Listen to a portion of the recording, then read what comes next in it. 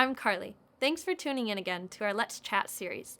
Today, we're chatting about volcanoes and the impacts we may see from their eruptions.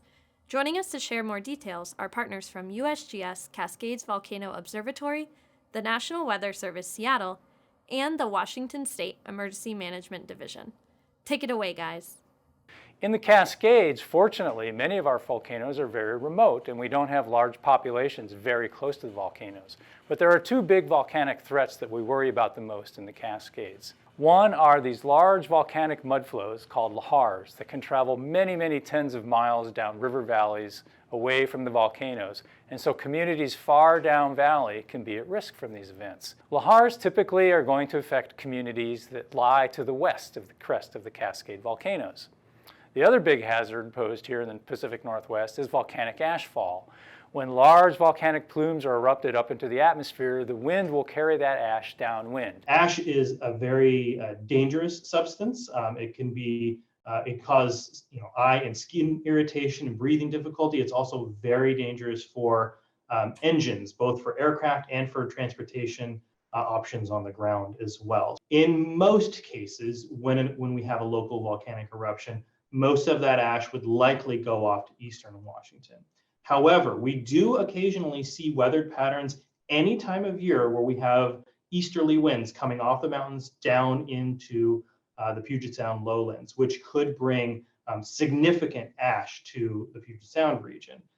If you think about wintertime, this would typically occur when we also have the coldest conditions. Conversely, during the summertime, when we see our hottest temperatures, we also typically have easterly flow across the mountains. So any time of year, we could see ash if a volcanic eruption were to occur. But if you're playing the odds, most of the time it's going to go into eastern Washington. But it can impact aviation around. So if you're aware of that and you happen to be flying, it's just, be aware that there could be potential delays and impacts from that ash. But our airline providers, the FAA, are all very good at protecting the public when it comes to ash in the air.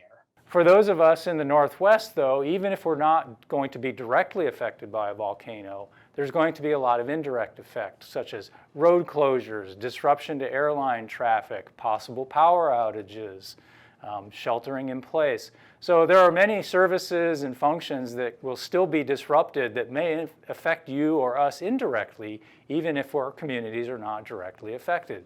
When it comes to secondary impacts from the volcano, things to think about though, a period of volcanic unrest is going to get a lot of attention. So if you have anywhere in town that has good views of any volcanoes, one thing to think about is actually just how many people are going to be showing up to watch this.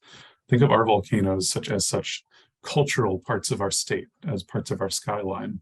And people have told stories about them for thousands of years that have lived here.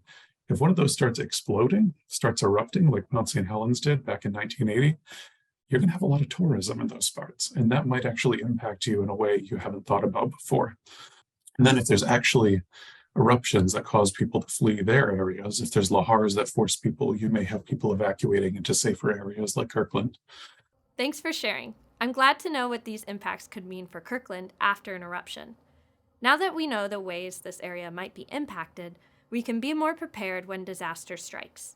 Join us next time as we put all that we have learned into action to be more prepared.